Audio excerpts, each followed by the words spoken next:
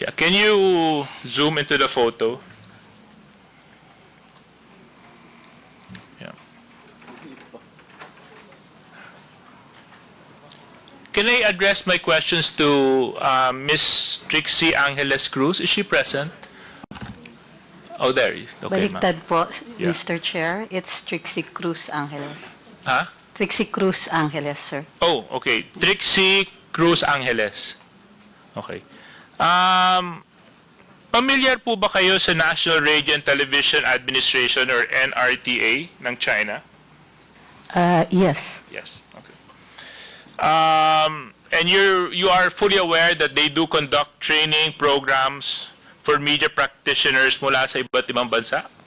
Yes. At dito po sa larawan, pwede niyo po ba ibahagi sa komitiba kung sino-sino po ang nandito sa larawan? Medyo malabo po, malayo po yung, kung maaari pong lakihan para makita ko.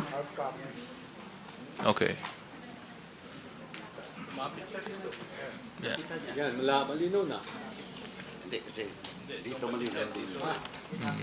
Pwede lumapit na siya. Pwede naman po kayo lumapit dito, Miss Angeles.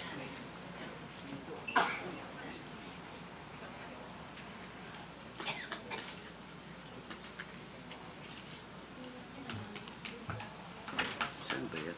Anong flag?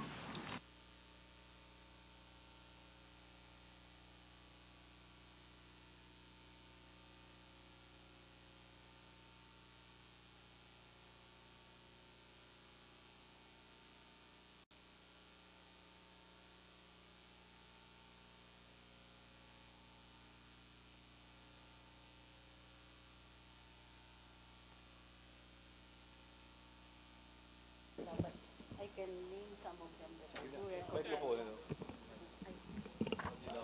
Hindi ko na po maalala yung pangalan ng iba kasi it's been some time at hindi po kami magkakakilala lahat nung pumunta kami. So ang naaalala ko lang iyan si Miss Pia Morato who was speaking for the group. She's in front. Tuturo ko ba? Yes, please. Yes, please.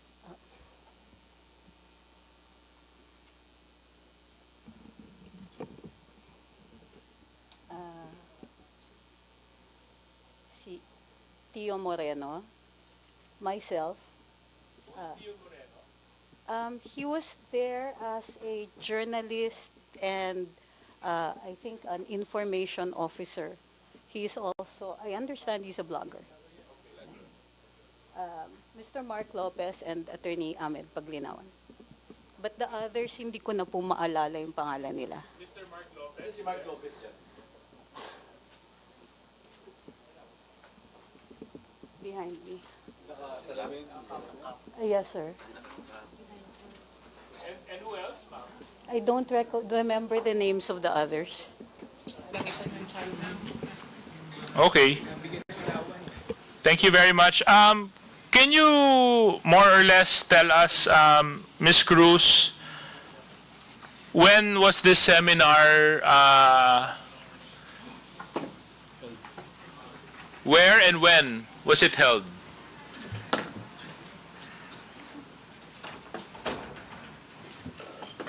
In China, on May 23rd to June 5th, 2023. So 2023. Yes, sir. So, again, what dates? May 23rd to June 5th, 2023. So ilang araw po kayo sa China, Ms. Cruz? May 23rd. Mahina po ako sa math, but from May 23rd to June 5th, I assume that's about roughly about 12 days, 12 days, so More more or or less less, around 2 weeks. more or less. Yeah. And this seminar, was it sponsored or did you have to pay for your seminar fees? This was sponsored. So, ang nagbayad po nito ay yung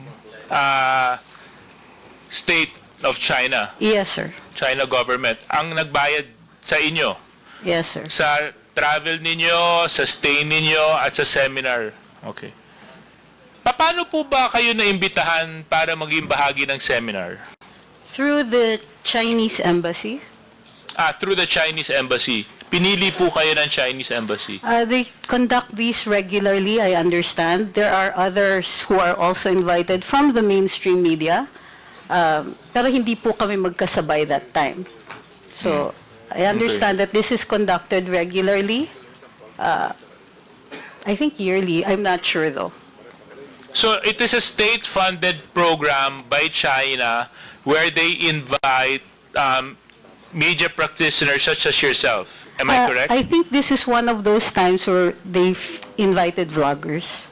Okay, vloggers, yes. And can you more or less share with us what was the nature of the seminar? Oh, they introduced new techniques in social media, such as short-form social media, how to take them. A lot of them were technical, emerging issues, but they also give a background on China. And I'm sorry, that's all that I can recall. Okay. So, more or less, kulang-kulang isang linggo po kayo doon, no? Maayos Dalawa naman po ang Kulang-kulang ng 2 linggo. kulang-kulang na 2 linggo, sorry. Maayos naman po ang pagtrato sa inyo ng bansang China habang nandun kayo. Maganda yung hotel, maganda yung Hindi accommodations. po siya hotel. Oh, it wasn't a hotel. Hindi po hotel, dorm po. Dorm. Okay. So was this the first time that your group participated in such a seminar? I don't know about your group, sir. Oh, sorry. I mean the group that you were with. Ngayon ko lang po sila nakasabay. So you've been Ilan? there before. Yes, sir. There is a cultural exchange agreement between China and the Philippines since 1970s. Okay. I was in Xi'an for an archaeological seminar, part of our cultural exchange agreement because I'm an archaeologist. So si Mr. Mark Lopez, kayo po ay naging bahagi din ng seminar, tama? Oo. Naka-ilang bisita na po kayo o naka-ilang seminar na po kayo dito sa state-funded activity ng China? Sir, yan lang po yung na-attendan ko po. Again? Yan lang po ang na-attendan ko. Ito lang po yung nadaluhan ninyo? Okay. Yes, sir. Sir, pa-correct lang po. Yung punta ko sa Xi'an was a conference Yeah. on okay. cultural property. Would you think that the seminar that you attended affected your perspective or the work that you do? Ako po o si Mr. Mark Lopez? Kayo Myself? po, Miss Cruz. Kasi yun naman No. po yung layunin ng mga seminars, di ba? Para mas palawakin ang inyong pag-unawa, mas pagalingin kayo sa trabaho na ginagampanan ninyo. So sa Pagdating palagay niyo po ba nakatulong ang mga seminars na ito sa trabahong ginagampanan ninyo?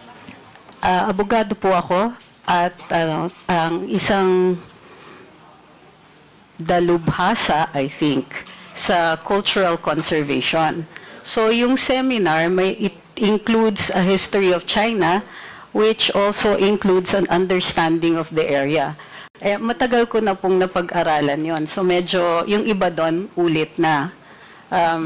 Pero ang bago ay yung short form, yung pagturo nila ng short form type of video, which is a technical, parang technical na seminar yon, na tinuturuan kung paano gumamit ng ibang mga platforms at yung pagturo ng appreciation ng short form.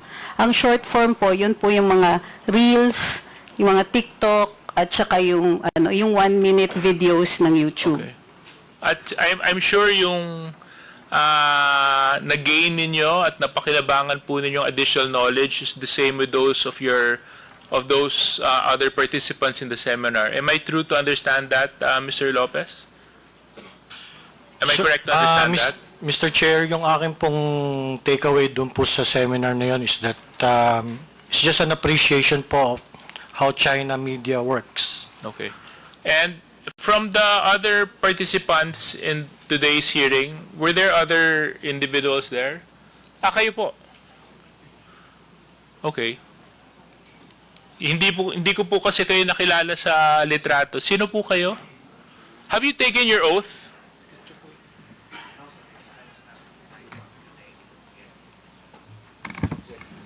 No, sir, because I was not part of the list that you called, and I did not get an invitation personally. But I came here because I was issued a show cause order for the past hearing that I could not attend because I was in Davao City, in Tagum City, and I came here just to submit that and be with my partner. My partner is Attorney Trixie Cruz Angeles. We are Luminous, the Facebook page and the YouTube page. So you mentioned that your partners? Law partners, and also on the blog, sir, on the Facebook and YouTube page. So abogado po kayo? Yes, sir. Okay. So kayo po ay nandun din po sa seminar? Yes, sir. Okay. Ano pong pangalan nila? Ahmed Paglinawan. Okay. Thank you very much. So anyway, that's all I have to ask, Mr. Chair. No? So thank you very much. At least inamin po ng ating resource persons na nakinabang po sila doon sa state-sponsored seminar. Mas naintindihan nila yung paggamit ng mga reels, ng mga threads, ng mga short videos. Ang pakiusap ko lang, sana itong dagdag kakayahan na naibahagi po nila sa inyo ay magamit nyo po para sa kapakinabangan ng bansang Pilipinas. Maraming salamat.